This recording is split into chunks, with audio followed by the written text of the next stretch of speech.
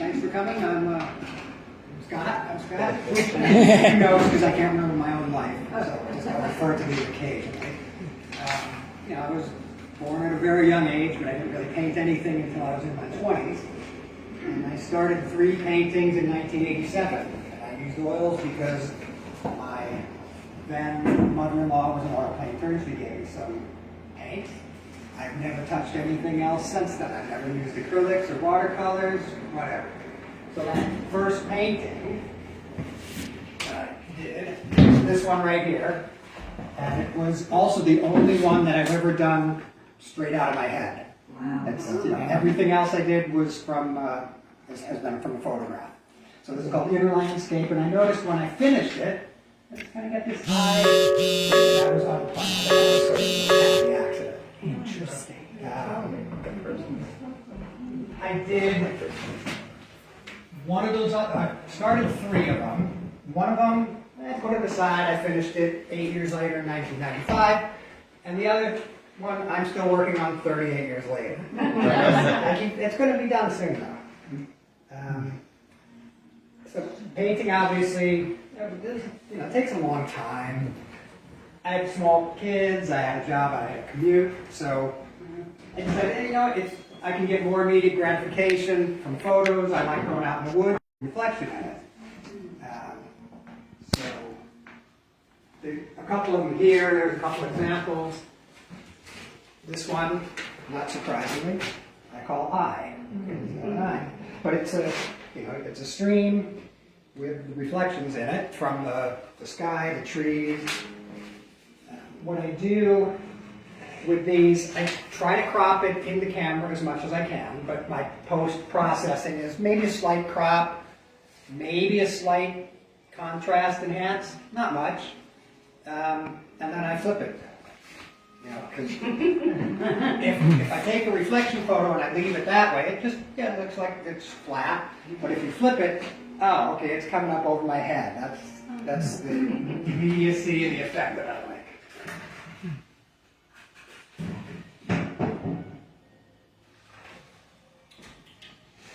That's right.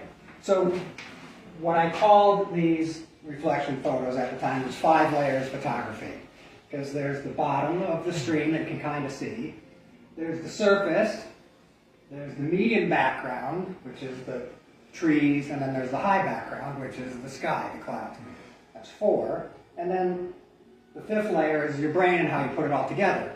And at the time, my 10-year-old son called bullshit on that one. So. I also then, the lighting has to be just right. It's got to be in the shade, but it's got to be sunny out. The water has to be just right. And one day I wasn't getting good shots like that because it was too sunny, so I started taking pictures of the bottom of the streams in the sun. So I call these sunlight, and I made this box. I printed up a bunch. I actually then, eventually I painted one of them, which is this guy, so Sunlight 3. I've done 4 sunlight photos, different sizes. This is a small one. I'm stuck on Sunlight 5. That had to get put away for a while. So anyway, yeah. So after I started taking some of these photos, the reflection ones, I said, let me try to paint one. So I gridded it because my father-in-law, he was also a painter, and he would paint by gridding, and I can explain that in a little more detail. So I did this guy, and I remember, so I gridded it, and at the time I just started in this corner, and went, and when I got down to that corner, I was done. It's just kind of a funky way to work, but it worked. It's not what I do anymore. I learned, yes, you lay in the darks, and then you do this, and okay. But this one worked. So this is the first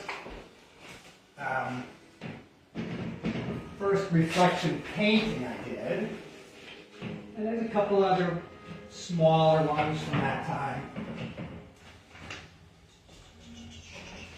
Oh, and I remember, yes, one thing that when I was working on this and talking with Ray, my father-in-law, he said one thing that was very important. I was saying, well, it's a little different the photos here, this is like that. And he just says, Scott, you're the artist. You can paint whatever you want.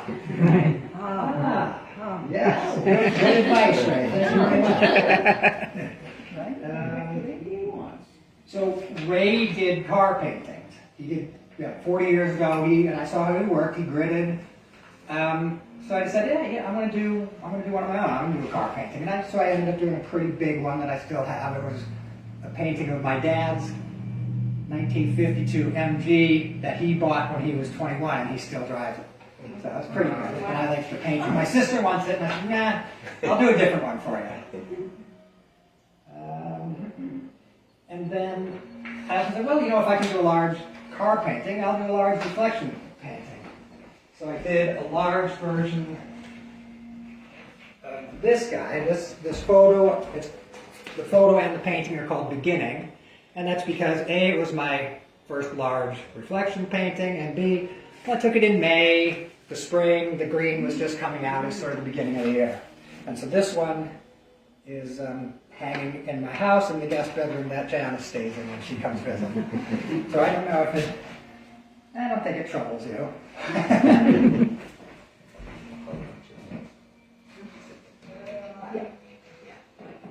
How large is that one? What's that? How large is that one? The beginning is 5 feet, 4 feet. Wow. Oh, wow. And,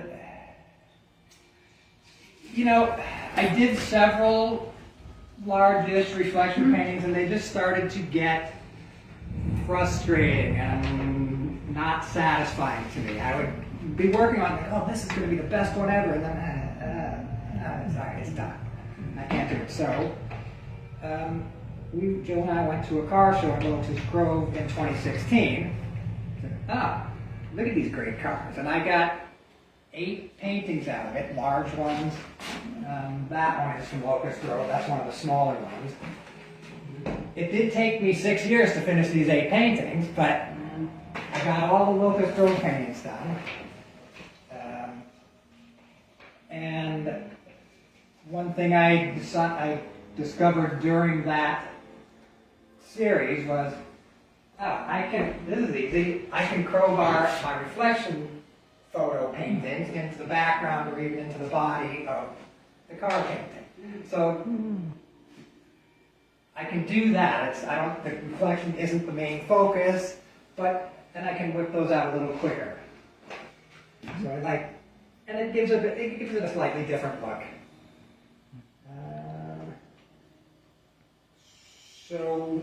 I've got, I think, 11 or 12 large car paintings in progress already. Either they're in progress and getting close to there.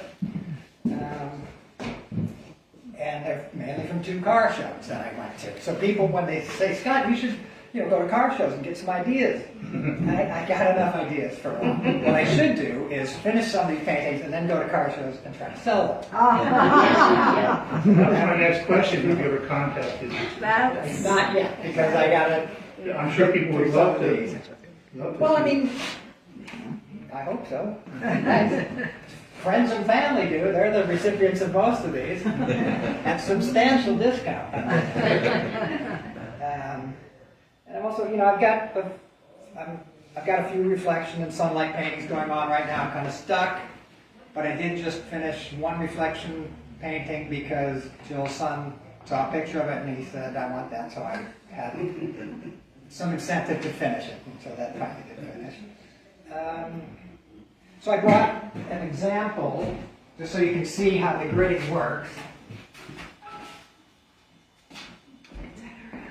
So there's this big guy here, and it's a 59 Corvette, and I grid the photo, I grid this, I draw it in, and I start to go in with the darks first.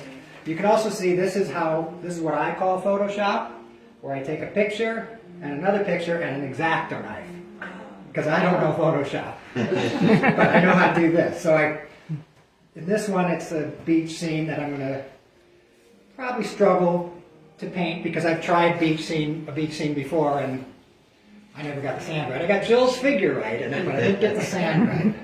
That's the important thing. Yes, exactly. The other thing about the car paintings, they come together very quickly like this. I mean, it doesn't take me all that long. Oh, yeah, okay, I got this guy. I know his personality. I know what it feels like to me. But then I get to the point where, all right, I have to do the fine work. And that's where it has to go on a table, and I have to balance on a thing. And that's what bogs down. That's what takes some time to do. And a friend of ours, you know, she was looking at some of the paintings, so she said, oh, photorealism. I said, nah, I'm not a good enough painter to be a photorealist.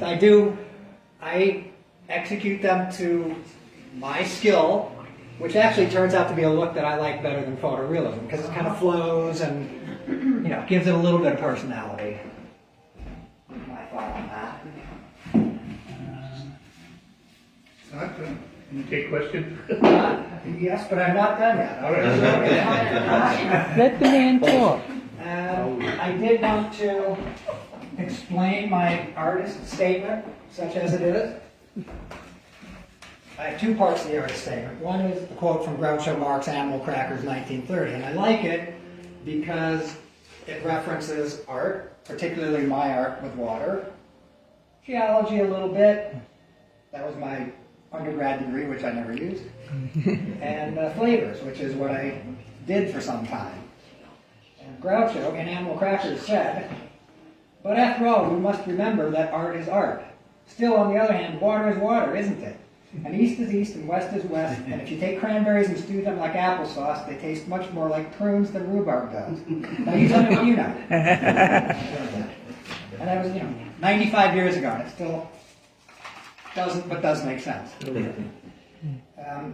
The artist's statement that is somewhat more serious is what I say is, I see and I capture, meaning I take a picture, bang. I try to present. I try to put it in a form that looks good. I don't make it up. It's a photograph. Now, that's not completely true because, that's a composite of 2 photographs. This is 5 photographs. You never see the Shawangunk Ridge in a Newburgh parking lot.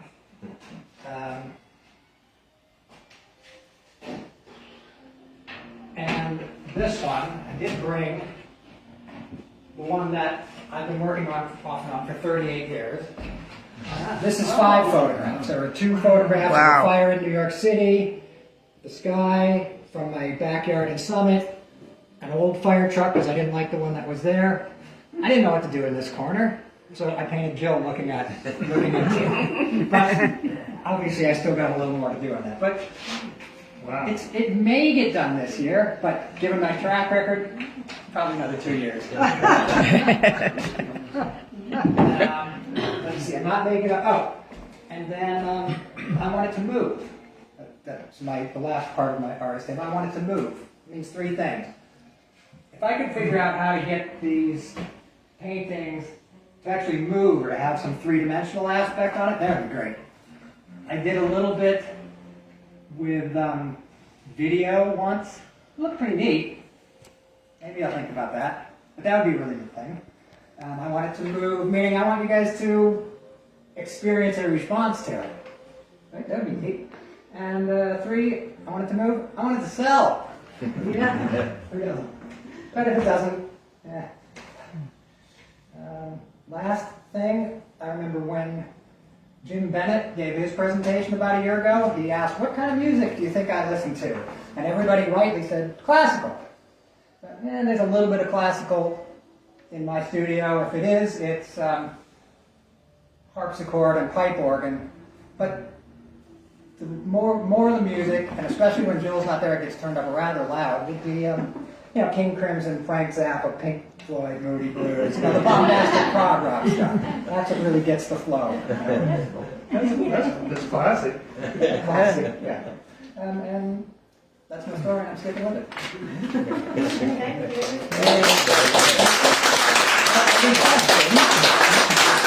Now you can ask questions. Oh.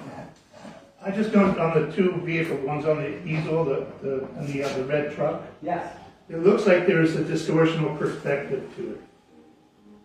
Well, this one, yes. Just the vehicle, yeah.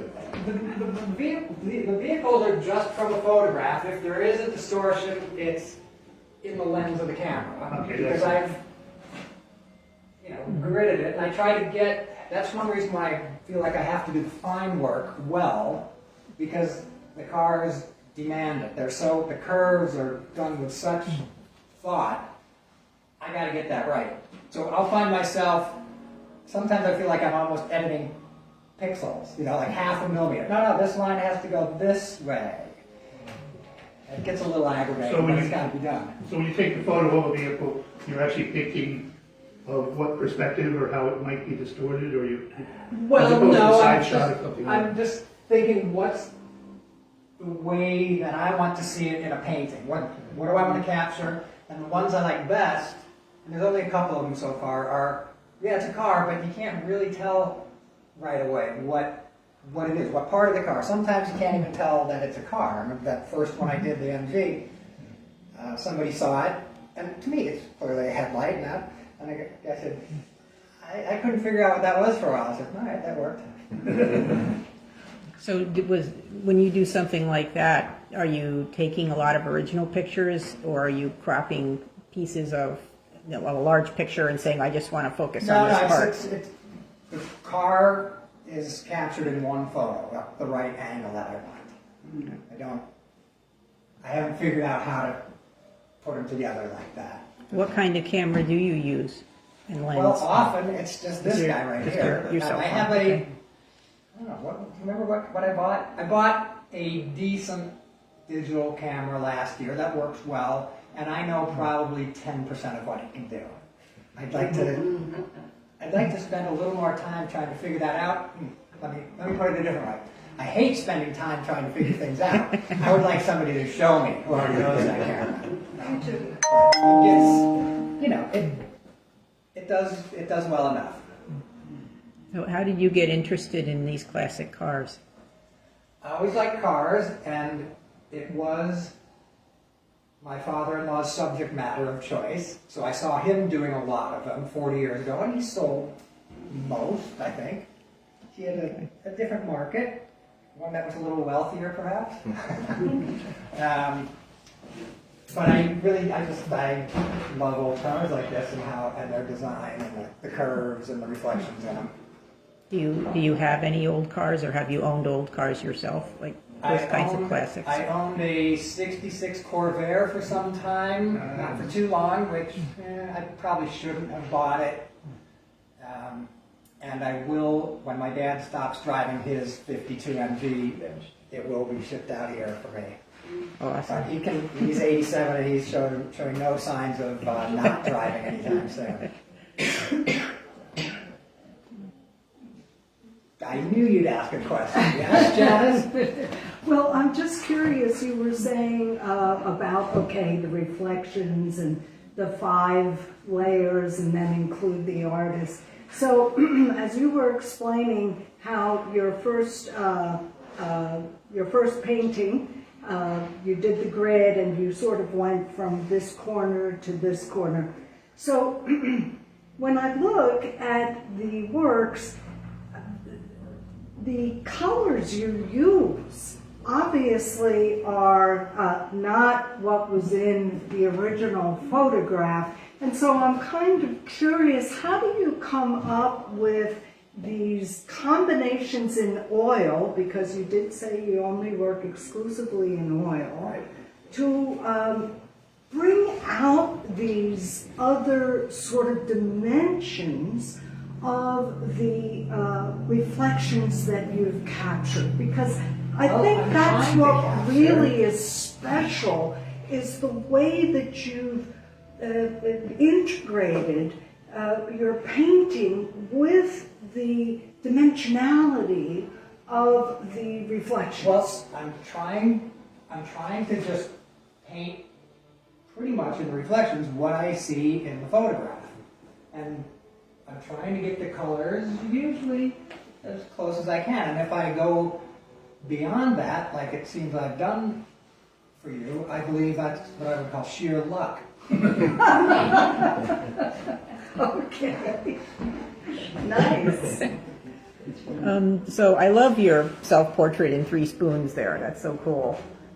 Where did you actually take the photograph of the spoons? In the kitchen or somewhere else? Like, So I used to play hockey in Poughkeepsie for a team called the Armadillos, and we named ourselves that way because we were bad and we would just kind of curl up. There's a cafe restaurant in Kingston called the Armadillo, and Jill and I finally went there 10 years ago, 10 years after the hockey team disappeared, and we were eating, and I put 3 spoons there and took a picture, and it was on this beautiful blue table, and of course, as with all the ones, if I flip it up, flip it over, and that's what came out. love that one. I like visual distortion too. Yeah, me too.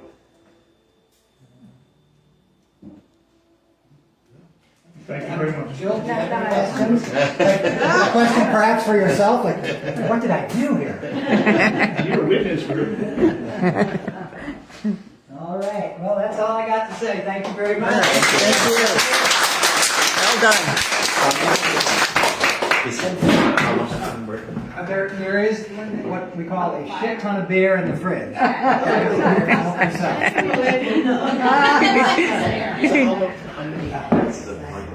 I'm just going to kind of stroll through here so you can see this a little better. I love this.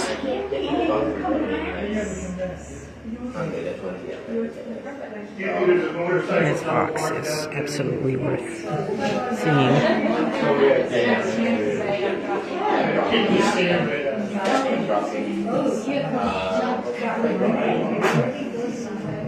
This is a box of sunlight.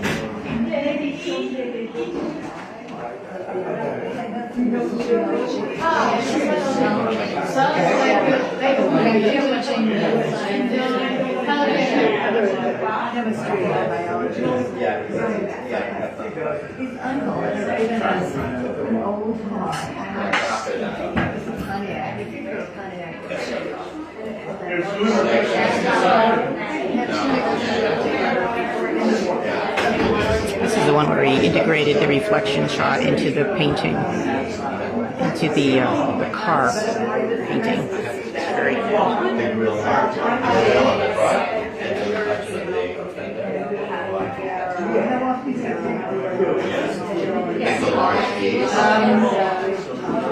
Probably, my guess is going to be Beautiful, beautiful work. It's got many prints. This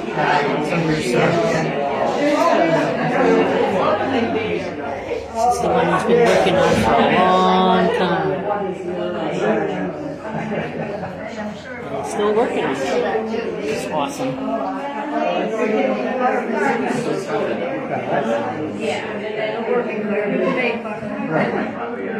How you doing?